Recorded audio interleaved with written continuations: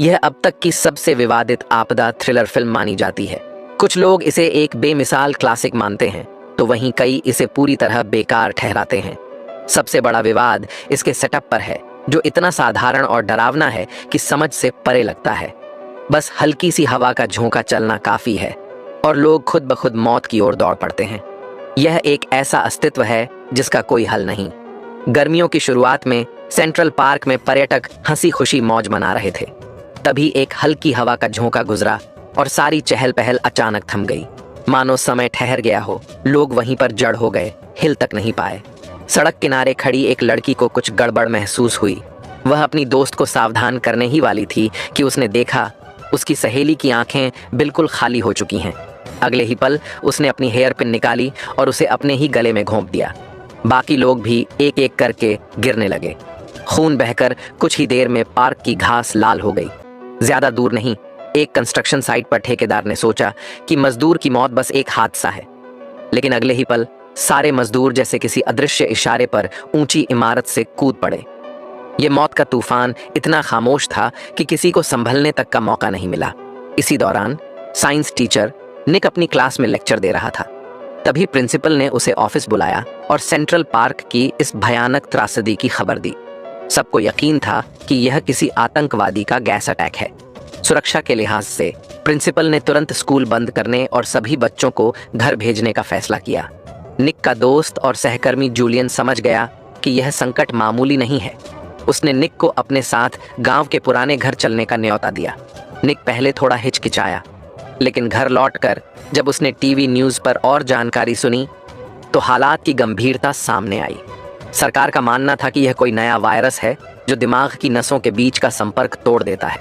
मगर यह वायरस आया कहां से और कैसे काम करता है, किसी को कोई अंदाजा नहीं था। स्थिति की गंभीरता को समझते हुए निक ने आखिरकार अपने दोस्त का प्रस्ताव मान लिया और गांव जाकर शरण लेने का फैसला किया। वह अपनी पत्नी के साथ जल्दबाजी में स्टेशन पहुंचा, लेकिन वहां उसे सिर्फ जूलियन और उसकी बेटी ही मिले। पूछताछ करने पर पता चला कि ट्रैफिक जाम की वजह से जूलियन की पत्नी समय पर नहीं पहुंच पाई। ट्रेन चलने ही वाली थी, इसलिए निक के पास कोई चारा नहीं था। उसने पत्नी से कहा कि वह अगली ट्रेन से आए। ट्रेन छूटने के थोड़ी ही देर बाद एक और पार्क में वही खौफनाक मंजर दोहराया गया। हवा का एक झोंका आते ही लोग एक एक कर ठिठक गए। एक पुलिसवाला अपनी ही बंदूक से खुद को मार बैठा। फिर बाकी लोग मानो क्रम से उसकी बंदूक उठाते गए और अपनी ही जान ले ली। ट्रेन के डिब्बे में बैठे यात्रियों को यह भयावह खबर जल्द ही पता चल गई।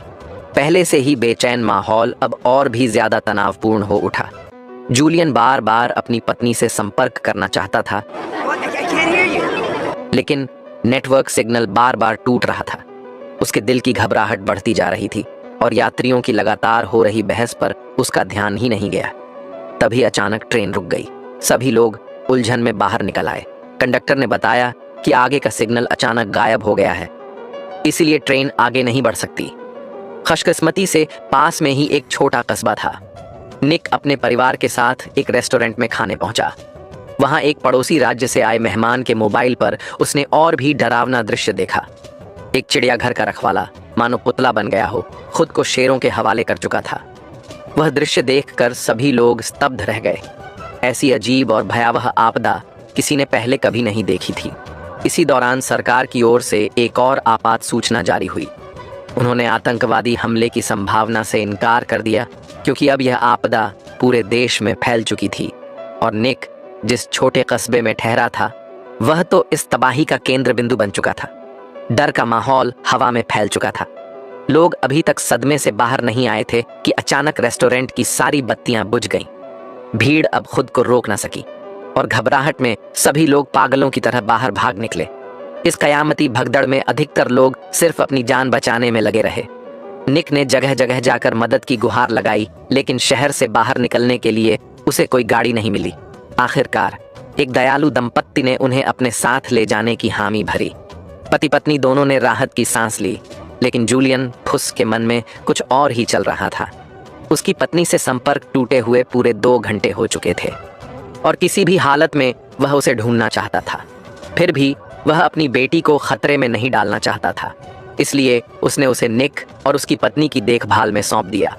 दोनों परिवारों ने मुस्कुराते हुए मिलने की जगह तय की, लेकिन निक जानता था यह शायद उनकी आखिरी मुलाकात हो। और सच भी वही हुआ। जूलियन जिस गाड़ी पर सवार हुआ वह कुछ ही देर बाद एक ऐसी सड़क पर पहुंची जहां हर तरफ पेड़ों से लटके शव झूल रहे थे। गाड़ी में बैठे यात्री चीखते चिल्लाते रह गए। उन्होंने हड़बड़ी में खिड़कियां दरवाजे सील कर दिए, लेकिन छत पर बने एक छोटे से दरार को भूल गए। जूलियन की आंखों में गहरी निराशा झलकने लगी। अगले ही पल गाड़ी अचानक जोरदार झटके के साथ रुक गई। भयावह टक्कर की आवाज के बीच कई यात्री बाहर जा गिरे। सिर्फ जूलियन ही जड़ शरीर से बाहर निकला। जमीन पर पड़ा एक शीशे का टुकड़ा उठाया। उधर निक और बाकी लोग भी किसी बेहतर हाल में नहीं थे। दूर से ही उन्होंने सड़क पर बिखरी कई लाशें देखीं। यह साफ था कि उस इलाके में भी वायरस हमला कर चुका था। ड्राइवर ने मजबूर होकर गाड़ी मोड़ ली, लेकिन दूसरे रास्ते पर उनकी मुलाकात एक सैन्य ट्रक से हो गई। ट्रक पर मौजूद सैनिकों ने जल्दी जल्दी चेतावनी दी, आगे का बेस पूरी तरह खत्म हो चुका है, सारे सैनिक खुदकुशी कर चुके हैं, इस रास्ते मत जाना। लेकिन उनकी बात खत्म भी नहीं हुई थी कि दूसरी तरफ से भी कई गाड़ियां आ पहुंची। उन सब ने भी वही वायरस झेला था। तभी निक को एहसास हुआ, चाहे वे किसी भी दिशा में जाएं, हर रास्ता मौत की ओर ही ले जा रहा है। उसने बेचैनी में जूलियन को फोन मिलाया, लेकिन उधर से कोई जवाब नहीं आया। निक के दिल में एक बुरा शक उठ खड़ा हुआ। उसी समय एक महिला प्रिंसटन में अपने परिवार से बात कर रही थी, वहीं जहां जूलियन अपनी पत्नी को ढूंढने गया था। निक तुरंत पास गया और ध्यान से सुना। फोन के उस पार कांच टूटने की आवाजें आईं, फिर तेज हवा का शोर सुनाई दिया। यह साफ था, वह शहर भी तबाही की चपेट में आ चुका था। निक सड़क के किनारे बैठ गया, लंबे समय तक एकदम खामोश। निक को अपने दोस्त जूलियन फुस की याद आई। वह जानता था कि जो अपनी पत्नी को ढूंढने गया है, उसका अब जिंदा लौट पाना मुश्किल ही है। दिल में उमड़ते दर्द और बेबसी को दबाते हुए निक ने ठान लिया कि अब उसका फर्ज जूलियन की बेटी का ख्याल रखना है।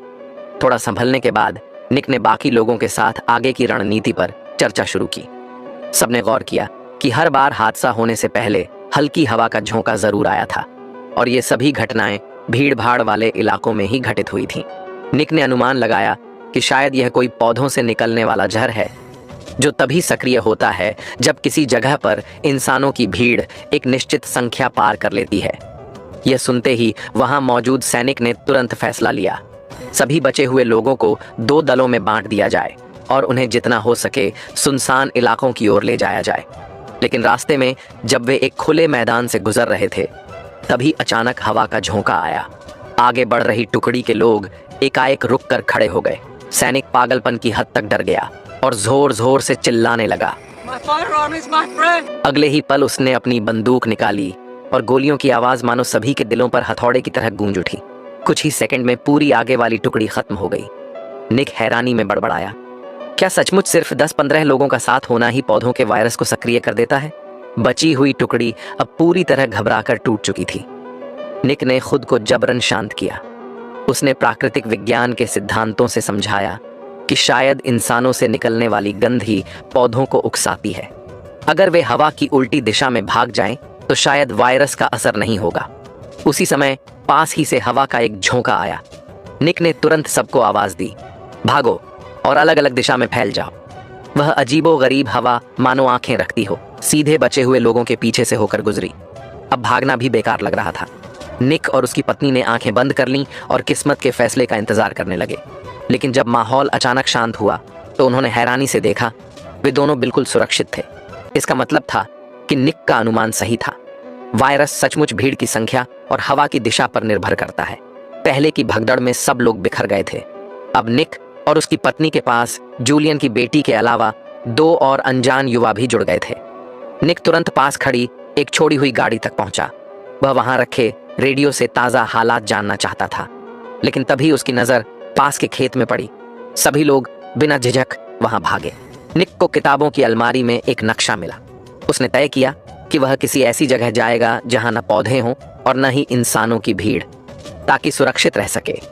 अनजाने में जब उसने लिविंग रूम में रखे सजावटी पौधे को देखा, तो उसे अचानक याद आया कि हाल ही में उसने एक पत्रिका में पढ़ा था। कुछ समय पहले वैज्ञानिकों ने समुद्र में प्राचीन बैक्टीरिया की खोज की थी, जिससे कुछ मछुआरे गलती से संक्रमित हो गए और जल्द ही रहस्यमयी ढंग से मर गए। और भी अजीब बात यह थी कि हाल ही में मधुमक्खियां भी रहस्यमयी ढंग से गायब हो गई थीं। निक को यकीन नहीं था कि इन सब का पौधों के वायरस से कोई संबंध है या नहीं, लेकिन वह एक बात जानता था, यह मकान चारों ओर से घने पेड़ों से घिरा है और यहाँ ज्यादा देर तक रहना उनके लिए खतरनाक साबित हो सकता है। जल्दी जल्दी दोपहर का खाना खाने के बाद सबने अपना सामान समेटा और आगे की यात्रा जारी रखी। लेकिन जैसे ही वे आधी पहाड़ी पर पहुंचे, उन्होंने देखा कि 2 जोड़े जीवित बचे लोग उसी फार्म हाउस की ओर जा रहे थे। जैसे ही दोनों समूह आमने सामने मिलने वाले थे, वे अचानक वहीं ठिठक गए। स्पष्ट था, संख्या सीमा से ज्यादा होने पर पौध वायरस सक्रिय हो गया था। कुछ ही देर में वे लोग अजीबोगरीब तरीके से मरने लगे। निक और उसके साथी यह सब और बर्दाश्त नहीं कर पाए और तेजी से उल्टी दिशा में भाग निकले। काफी देर पैदल चलने के बाद एलियन इंसानों की ताकत लगभग खत्म हो चुकी थी।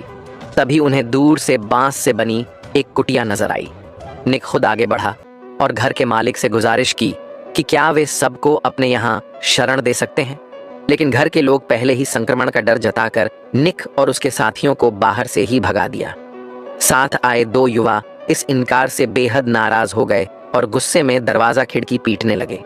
अचानक दरवाजे की दरार से एक लंबी बंदूक बाहर निकल आई। दरवाजे पर खड़े लड़के की लाश तुरंत जमीन पर गिर गई।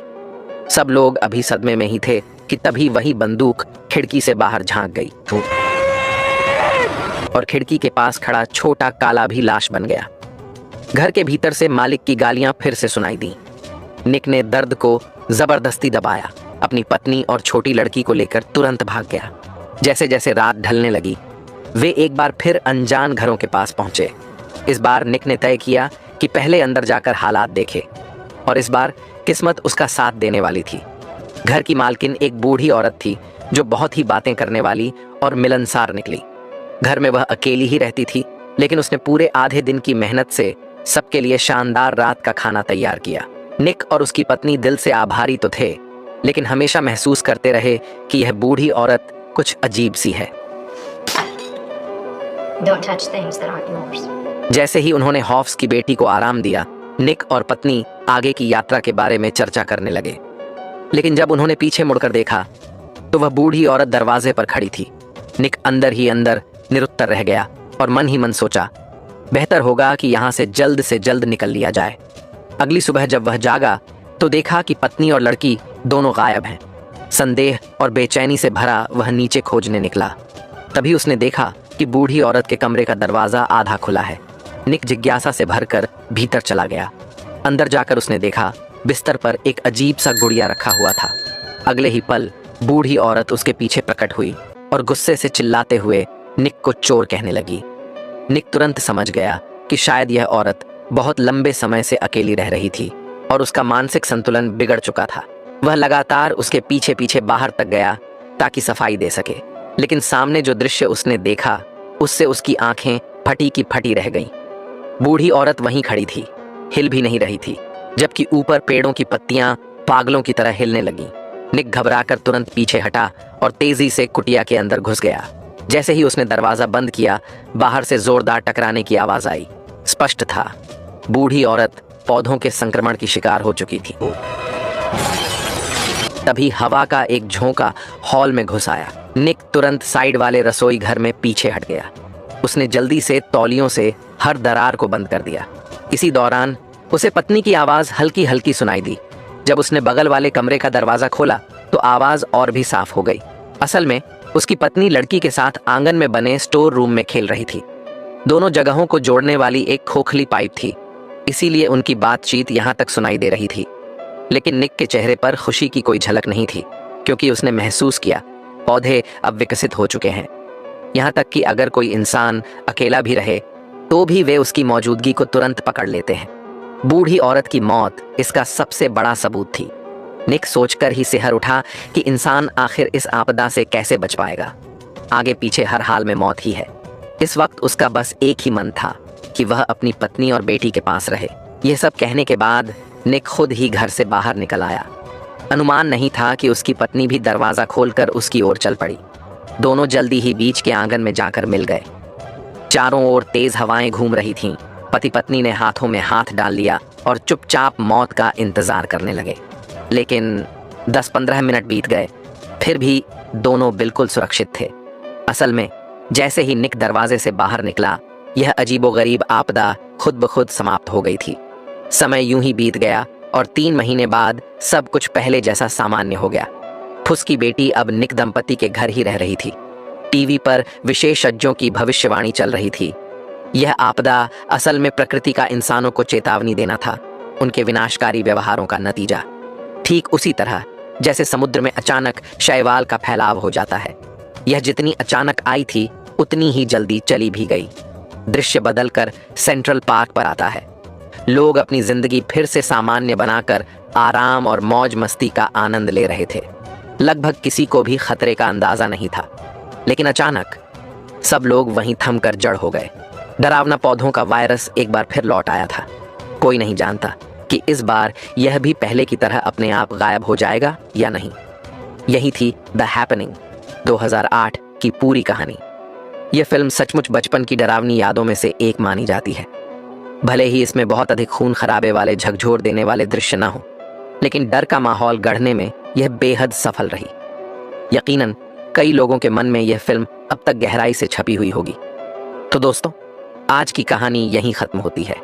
अगर आपको पसंद आई हो तो जुड़े रहिए, हम अगली बार फिर मिलेंगे।